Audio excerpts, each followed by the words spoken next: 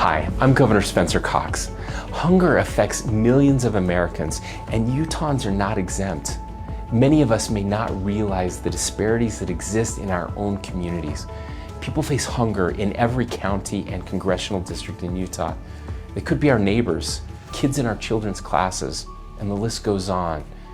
Food banks and food pantries are an important community resource, but they need more support from the community and the state. Their work alone is unable to fully support those facing hunger. The combination of charity and government assistance programs are necessary to help bridge the meal gap. Assistance is available through federal nutrition programs, including senior congregant meals, child nutrition programs, and SNAP. Not only help families put food on the table, but also play an important role in boosting the economy. Community organizations play a critical role in helping their communities, and through their service, we are able to amplify the resources and assistance to rural communities. The more we can help strengthen our communities, the more they will help Utah thrive. We are working not only to change lives, we're also changing the way people think about hunger and undernutrition. I invite you and your family to join in the fight against hunger.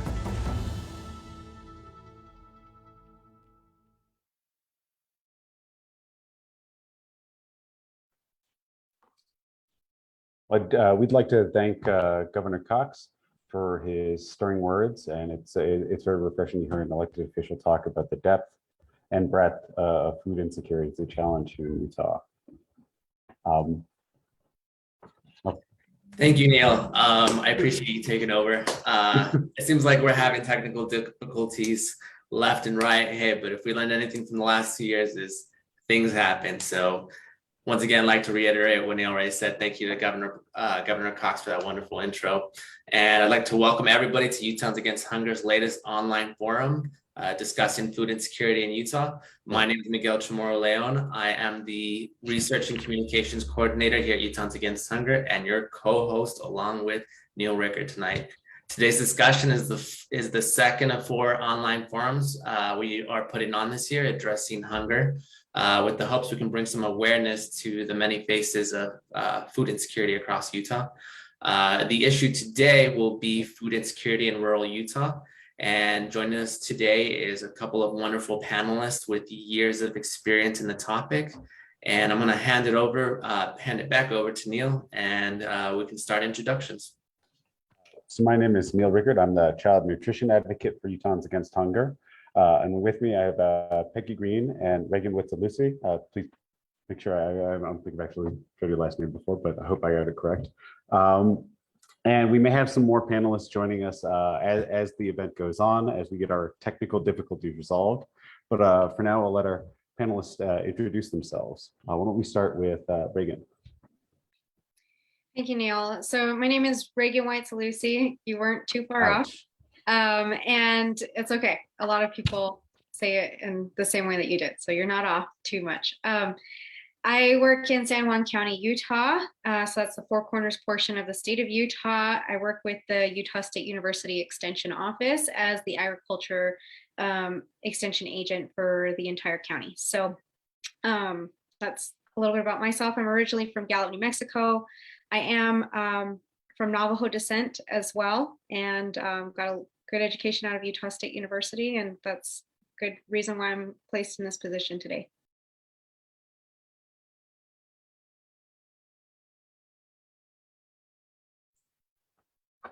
I'm Peggy Green, and I am the Executive Director of Iron County Care and Share in Cedar City, Utah. And we serve Iron, Beaver, Garfield, and Kane counties. So our service area is just over 18,000 square miles. And while there are a peppering of pantries throughout some of those other communities outside of Cedar, Cedar is our main location for our food pantry. We currently serve upwards of 600 families a month with monthly food boxes, weekly pantry bags. We have an item called a camper special for folks that are living unsheltered and don't have refrigeration or means to prepare food. We try to pack high protein items so that those folks can pick up and go. And we let those folks pick up on a weekly basis. And we are finding that just post-pandemic. Our numbers are now starting to rise again, and they're exceeding where I think we expected them to land.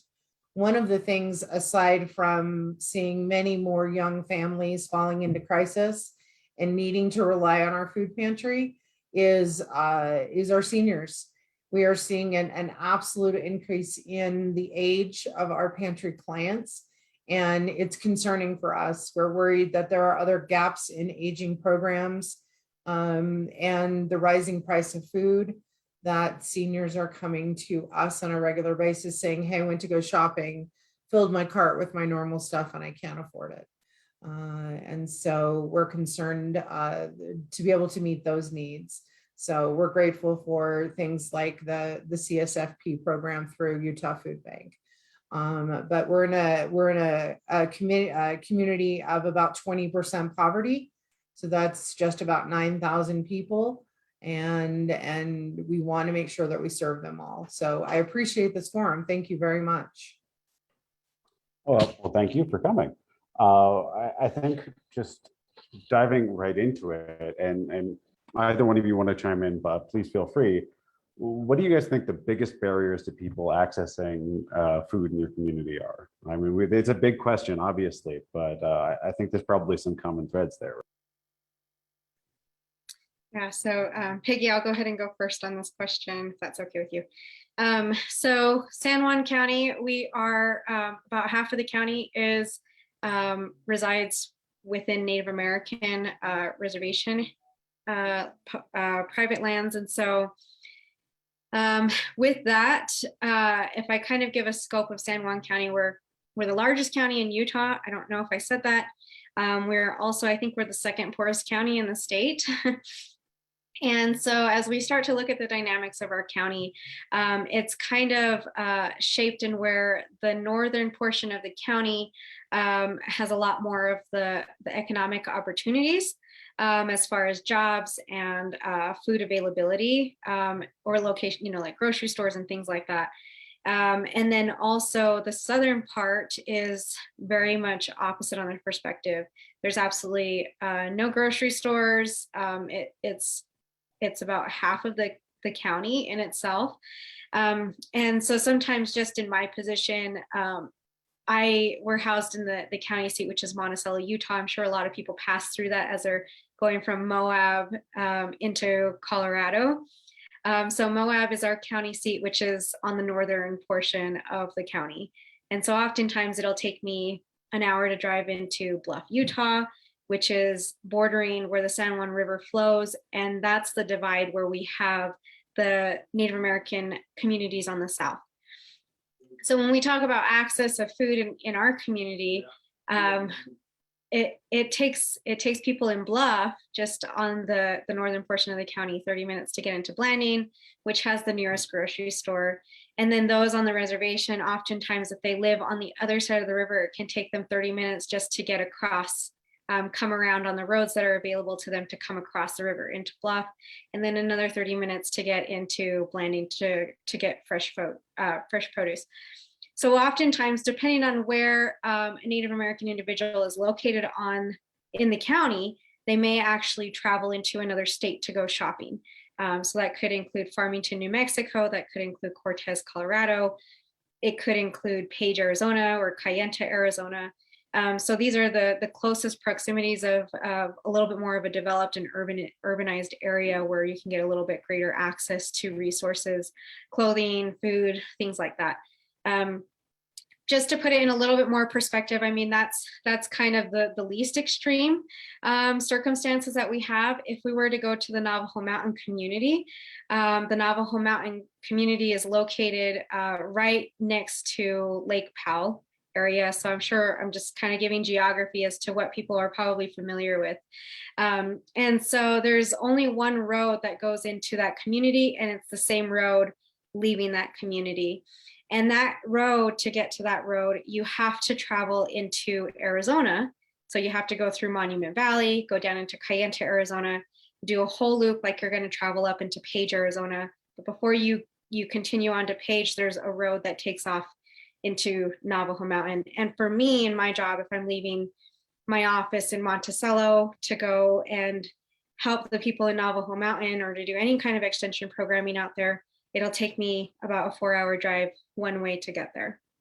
So when we talk about federal food programs and the access to that, if you live in Utah, you have to apply for the food programs within the state that you reside.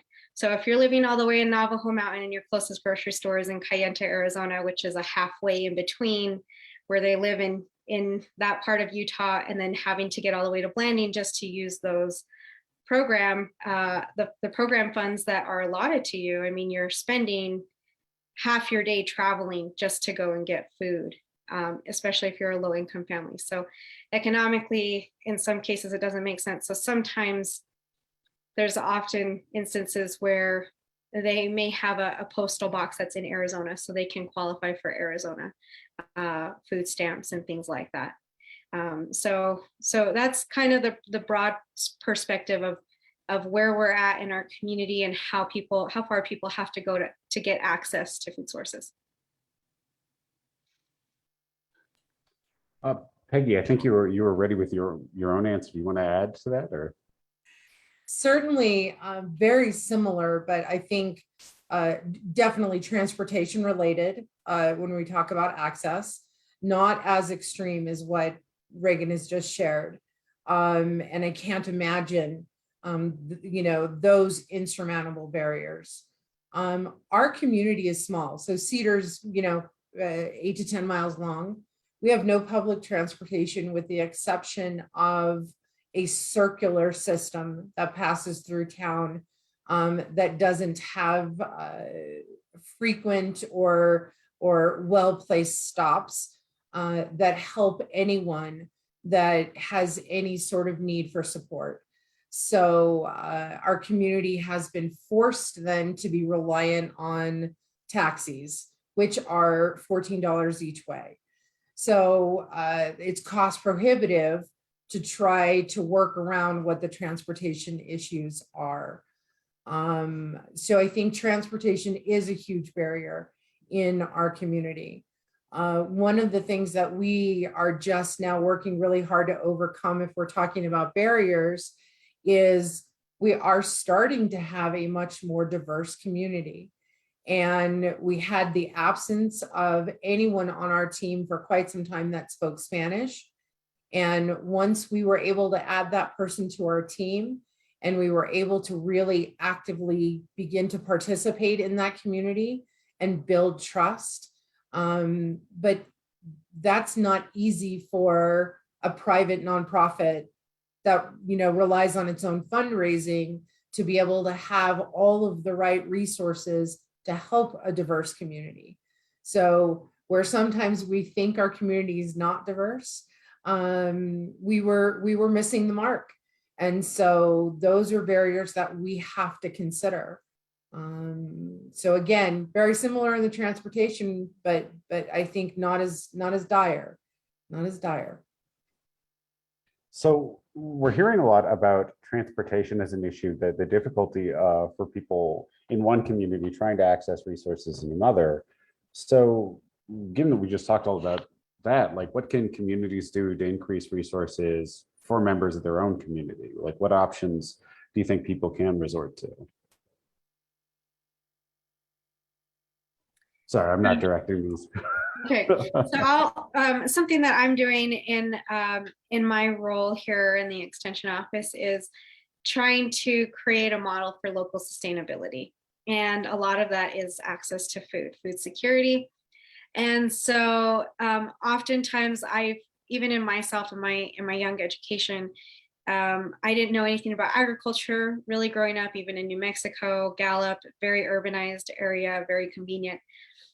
But still didn't have the concept or the education that was given to me throughout my entire grade school education, as this is what agriculture is, and these are all the opportunities in it, and this is what sustains the communities, and so looking at it from an approach and starting to go to school for ag, seeing the potential down this way of let's start offering some opportunities where people can start learning this again, because it's a natural connection that we all have. I mean, we all have to eat. we all have to, the need for knowing where our food comes from is very important. And especially in rural communities where we're predominantly farming communities in a lot of ways. And so how do we create an access where we can create local markets for food or create greater access points for food distribution and sharing? So I've started working with developing community gardens. And so part of that is composed with having an educational opportunity, teaching space in the gardens, and then having areas where there's full-on production where we have people coming to volunteer to actually grow their food. That's another thing that we have that is part concern down here in San Juan County and throughout the state of Utah as we continue to go through drought is access to water. And so how can we localize and centralize and start establishing our local food sources so that way we're retaining what we're growing in our communities rather than exporting it out into different economies outside of the state of Utah or outside of our own counties. That we want to be predominantly start focusing on how do we locally sustain ourselves and support our own economy first and foremost. And then after we've done that, we begin thinking of how do we export and gain additional extra income off of the exports that we do. So that's kind of how I've started taking an approach with it. I think we've done something similar. A community garden is such a big lift. It's so much work. We've tried one at Iron County Care and Share quite some time ago. And so what we then tried to do is say, okay, what do we have the capacity right now to do for ourselves or to do for our customers through our pantry? So we encouraged people to plant a row in their garden. So we have plenty of home gardeners in our community. Plant a row and then donate that row to our food pantry. At the same time, then we asked for people to maybe mentor another person that's not accustomed to gardening on their own. We then started a page on our website about small space and container gardening. And we had an ambitious team member that started some vegetable and flower starts. And we just started handing those out to our clients to say, get a container, get some soil, grow tomatoes, start somewhere. Again, what we could do within our capacity. Because I think Reagan has a great point about getting self-sustainable. And I really like that idea of trying to export and make it a fiscal gain at the same time. So these are all wonderful things to hear, and it's terrific to know that there are people who are willing to step up and do things like gardening, and that there's a lot of room for like localized projects to build on and the economy in the community. But I have to imagine, especially given some of the things you guys have been talking about before, that there's a lot of room for like policy change to both to make these projects easier and to maybe, I guess, like release some of the pressure on the valve that's driving the need for these projects. I know definitely, Peggy, you mentioned very early on some things about seeing more young families and seniors, and Reagan, like there's just so much to talk about in terms of like the transportation necessary to get people to where our grocery stores are, where resources are. I think with that in mind, like, what do you guys think is relevant as far as like policy fixes? Like what things do you think would be helpful from the perspective of policy in your communities, either locally or at the state level? You mind if I start? So one of the things that is always just stuck for me is the systems that we have in place of support. And I know that a common term is the ledge effect. And that's one of the things that bothers me the most about how we have support systems built right now. So my mention of young families. So we have young families falling into crisis. And there should be these support systems that help them not only through the crisis, but then bridge that gap. But what happens? The moment that someone progresses the way that the system tells them they should, they're cut off, they're at the ledge, that's it. And for me, that is always a really big problem, because that's almost when a young family or a single mom or single dad need the support the most. There are food pantries to get you through a crisis and your SNAP benefits combined. But when you, as soon as you become employed and everything else crumbles out from underneath you, I don't understand how the expectation is that someone becomes self-sustainable then. So that's always an angry point for me. As you can tell, my voice gets a little bit higher. But we have to fix those things, because there has to be more overlap. There has to be a way not only to lift somebody, but to bring them to the other side. And I also realize that there is policy change way above that probably needs to happen as well. But that's just one that we see the most, especially at a local level.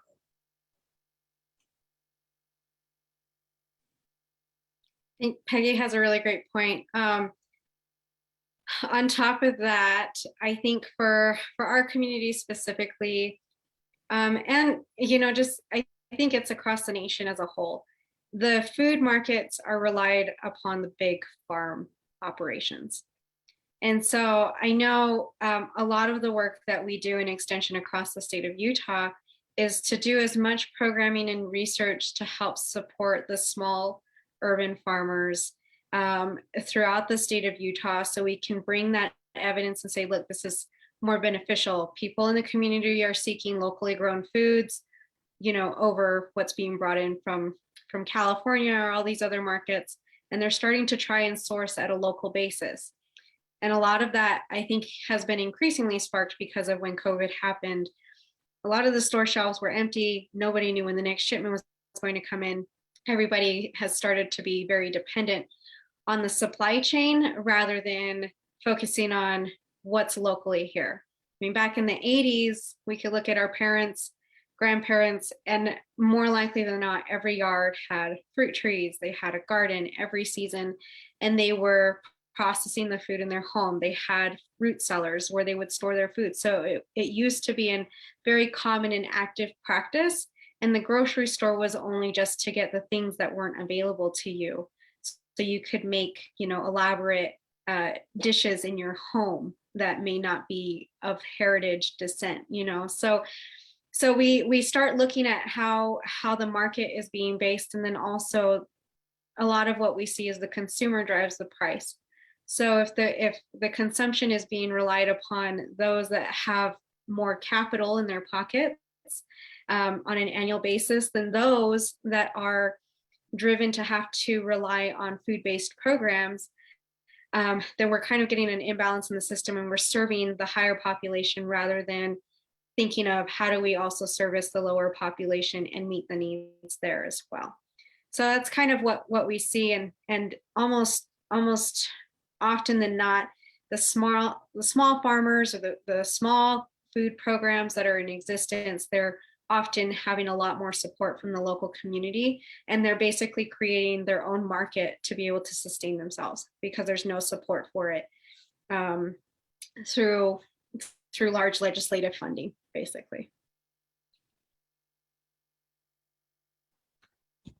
So you mentioned something just a second ago about like how these systems tend to like work for like a larger population center, like assuming that there's a sort of dynamic where groups like us, we're based in like Salt Lake City, and we're trying to do things like this rural food insecurity forum and get your opinions, get an impression.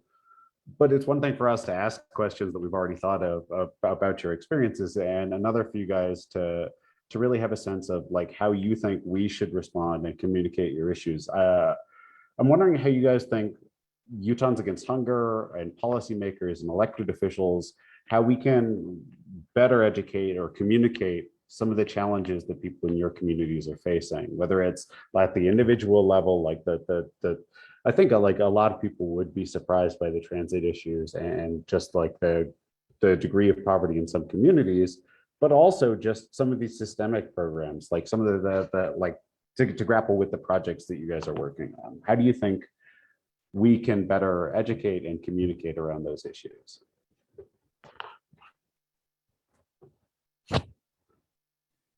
I think this is challenging because sometimes, unless it's put into a very visual perspective, it's very hard to communicate that.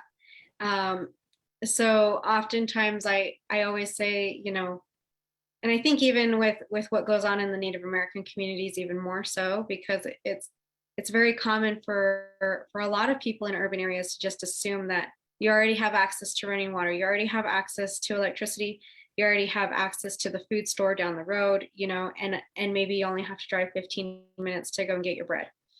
And so the way that I like to explain things, like for the Navajo Mountain community especially, is people are often like, wow, that puts a lot of things into perspective to me, to have to drive 2 hours to go get a loaf of bread, or if you're using those food programs, to have to drive 4 hours just to go get a loaf of bread and then drive 4 hours back, you know. So our society, I mean, just putting things in, like, these are sharing real live scenarios that are very clear, direct. This is what it is.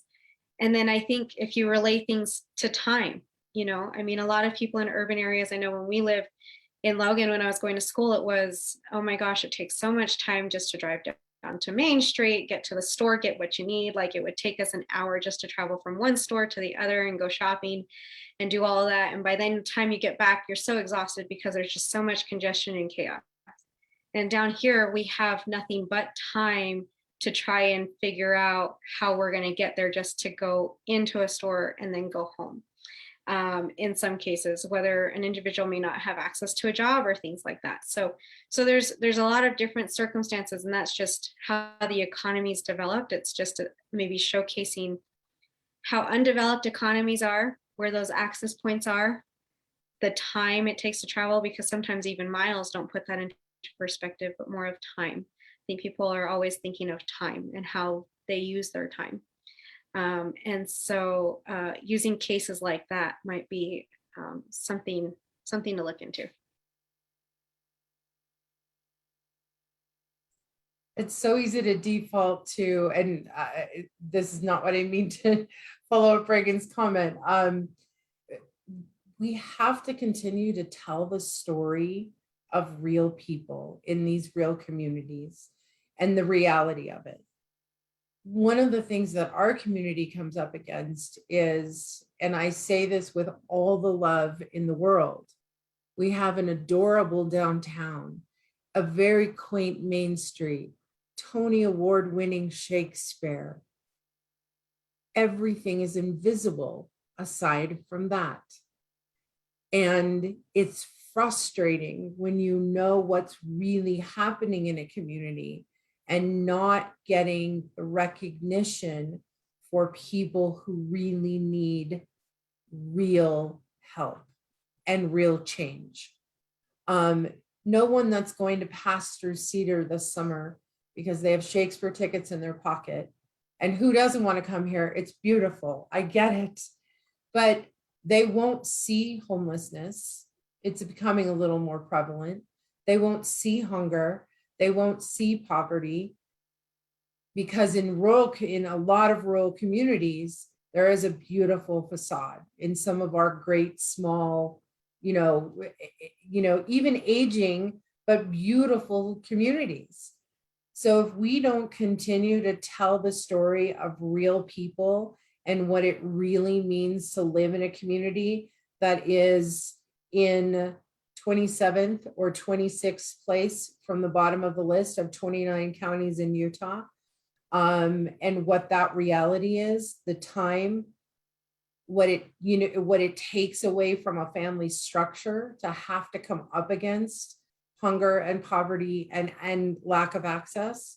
We have to keep telling the story, and we have to get it heard somehow. And we think that our message is so easily spread far and wide. We have social media. Look, we have this amazing forum. Somehow we are missing some piece of the communication.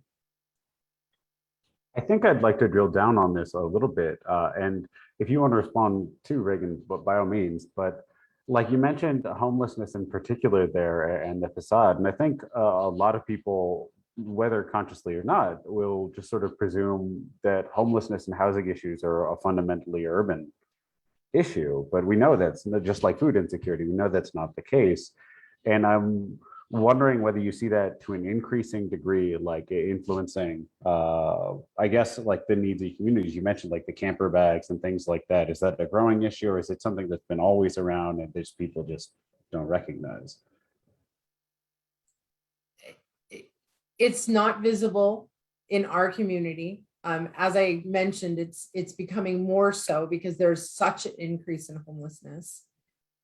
Reagan, correct me if I'm wrong, you don't have a shelter in your community, correct? Okay, so even worse in a community that doesn't have a shelter. We have a shelter in our community. We still can't keep up. And now we are seeing, extra folks, in our canyons camping, in recreation areas camping, living in 3-sided trailers, living in storage facilities, if they're lucky enough to score a storage facility. And it is a real issue because just like we're seeing an increase of young families coming into Pantry, we're seeing an increase in homelessness of both of those mentioned categories, young families, because it doesn't take but one couple $100 crisis to throw a family into a tailspin, get evicted. Now you've got an eviction and you just think about that cycle. But the housing crisis is beyond comprehension in our community, and it is all interconnected. And there has to be some real solutions when it comes to, housing, homelessness, poverty, and tossing in intergenerational poverty, just because that's a big one in our community as well. We're not moving the needle at all, and we're not breaking the cycle. So we just have generation after generation going through the same trials.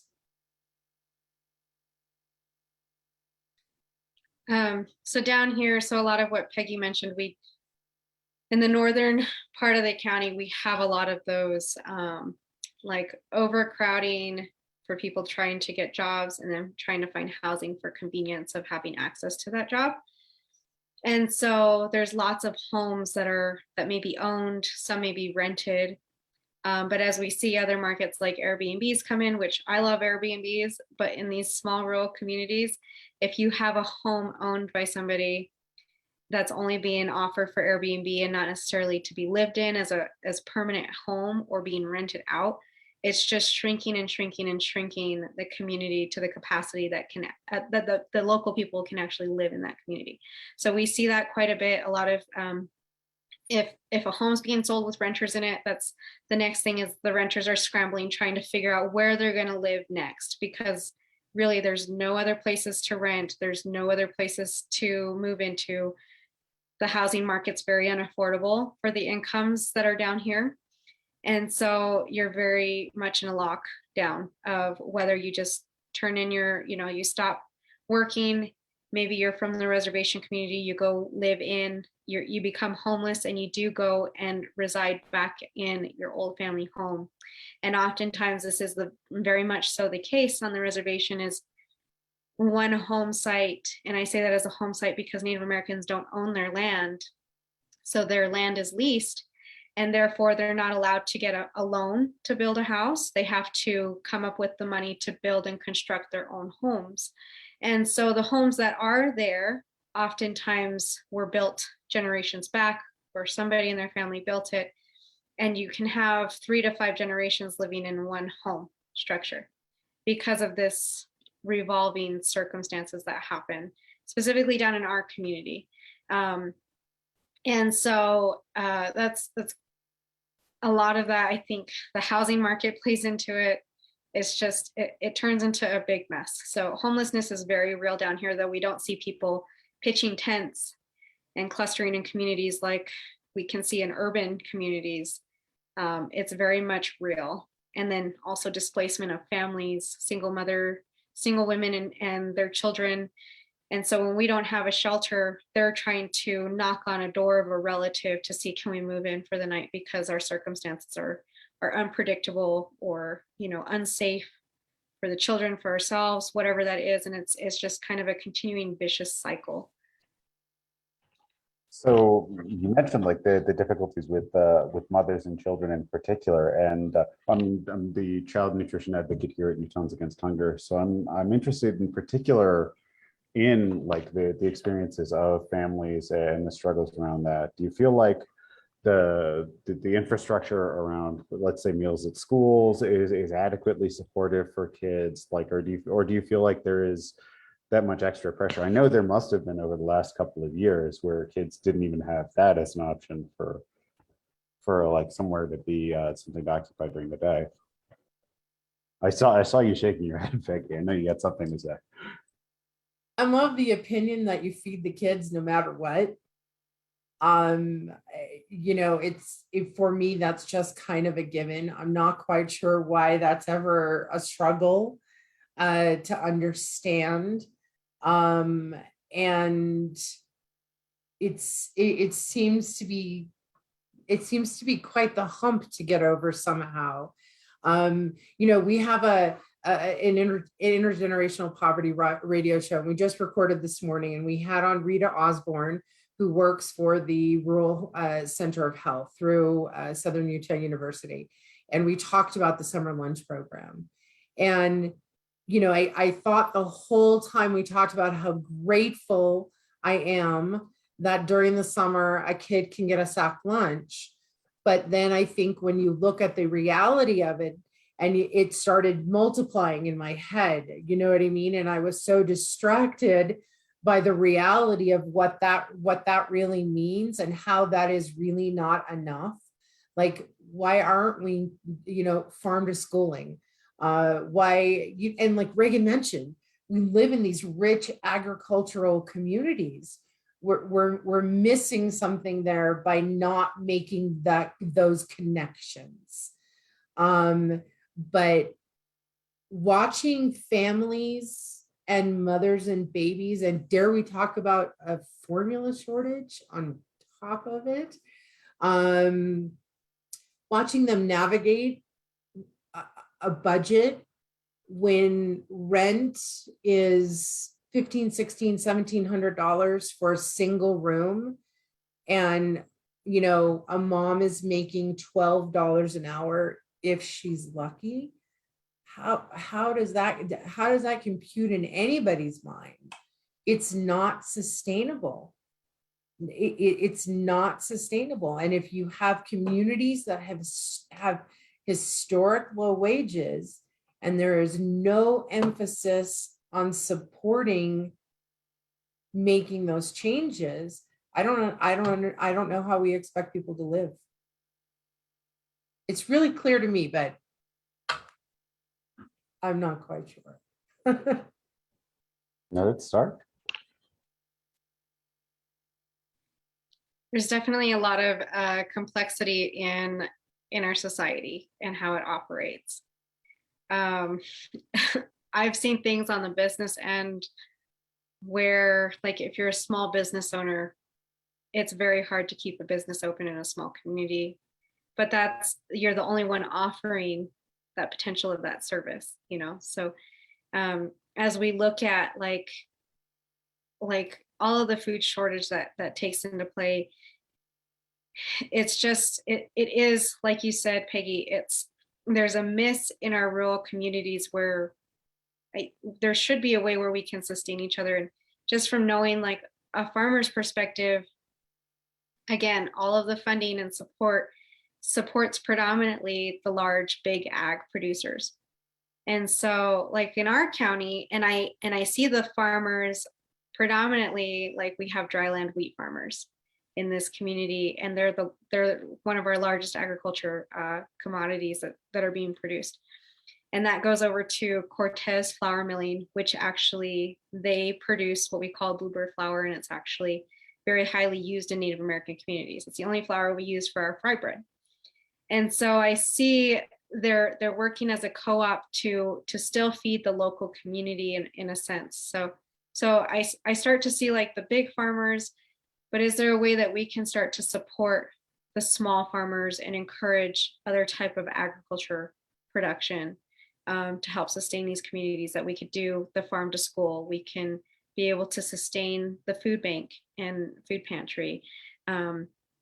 And so as we start to kind of look at a system and how we can support each other, it really has to be something as what I think of like a community involvement, where we kind of surround each other and look to begin supporting each other rather than being distant and acting independent of each other. I think as a society, we've grown to become independent. And so it's like your issues are your issues and my issues are my issues. And we no longer have to have this centralized thinking of how can we, I've got my home to support. How can I also support my community so they can also support me in my home too? So I think part of that might come through education systems, through, just how we're upbringing our youth in our society, how we're thinking of the privileged and more material aspects of things rather than the basic fundamentals of life and living, and what that foundation should be is the purpose of your life, and that everybody deserves to have life. Like food and water are basic necessities, and that every person should have access to those things. Well, I think both of you guys mentioned something around farm to school and community gardening and all of these projects. And I know that these things are like important for all the reasons that you've talked about, for the sense of community, for the economic development. But I know one of the ways we also talk about them a lot is in the context of like access to fresh fruits and vegetables. Like how much of this do you think is valuable for public health purposes versus some of these other concerns that we've talked about? What do you guys think the role of like projects working on food insecurity is going to be? Oop, sorry, got Miguel's head up. No, please send it over. What I say. Let me actually, if we could make this the last question, and just if any final thoughts on this before we wrap up. I'm loving this discussion that we had today. It's if for anybody who's watching at home, go ahead and recommend this to your friends, because there is just so much to pull out of this. But let's go ahead and I apologize for interrupting, but let's go ahead and get to our final question. Oh man, I should have left it at that. That was a really great like closer you were doing. All right. Peggy, do you want to go first, or would you like me to? Your mic is on. You can take it first. All right. So the first thing I think of is in rural communities, and then so just in rural communities, we have a lot of circumstances with mental health illnesses. A lot of that can be sparked, could be generational trauma, it could be poverty is a big cause of it. And then a lot of that is access to a stable income. So like within these three things, we look at this on a rural aspect. It's very much higher in rural communities in a lot of ways. And then also with Native American communities that I work with, it's oftentimes magnified at least 3 times higher than what the national average may be or what the state average may be. And so as we look at this as a foundation, I often see there's a lot of funding going into medical programs. There's a lot of funding going into maybe not a ton of funding, but there's big access points of funding. So medical health funding, some food programs could be part of that funding too. But the overall outreach of how that's getting there is still not being accessed. So when I think of the food and nutrition of everybody needs fruit and vegetables, that's where you're getting most of your vitamins and nutrients that are going to allow your body to function, your brain to function. And if you are going through some kind of mental traumatic illness, which I'm sure every individual in the United States may go through something at some point in their life, whether they're experiencing it secondhand from a loved one, they're experiencing trauma themselves, trying to help the loved one cope, or whether they are experiencing it themselves. So each and every one of us may have some kind of capacity where we have been affected. And for us to be able to overcome those hurdles physically on a health level for any kind of circumstance, fresh foods, fruits and vegetables are very necessary to help allow your brain to function, to help your digestive system clear out any kind of impurities that your body makes. And so it's the number one thing to consider to have the best access is to have those fresh fruits and vegetables in every home to allow an individual to have that access, because that's the foundation. Everybody needs food, everybody needs water. And the purposes for that is so that way we have the ability to heal, have the ability to feel safe and sane in our homes so we can cope with any other hurdles that we are facing at that time. And then thinking about long-term effects of not having fresh fruit and vegetables. So the things that they help you with in the immediate, as you said, Reagan, detoxing, supporting brain function, all of your major organs.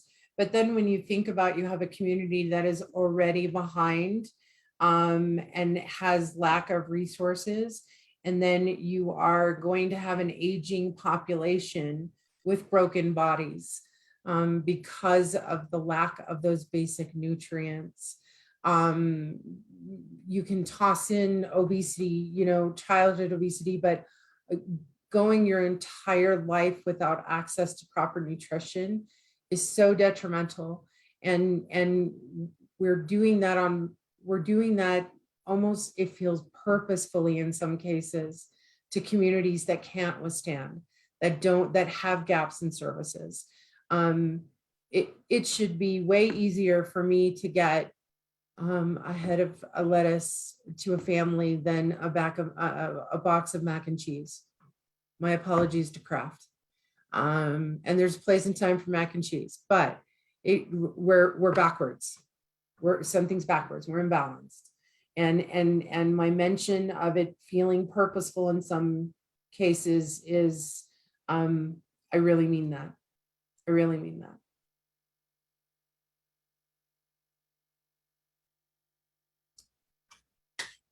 Thank you, Peggy. Thank you, Reagan, and thank you, Neil. As I said, this conversation was amazing. I'll definitely be rewatching this, and we'll be sharing it on our YouTube for the audience at home. Again, this is the second 4 forums that we're putting on this year to highlight hunger across Utah. And if you haven't seen the series, we have the first video up on YouTube. Probably going to get that posted with this one. And yeah, I just want to say again, thank you to Neil for hosting this. Thank you to Reagan and Peggy for joining us. Apologize to anybody who was there right at 1:30 with these technical difficulties, but hey, happens. And yeah, thank you all. And I think that's a wrap. Thank you for the opportunity.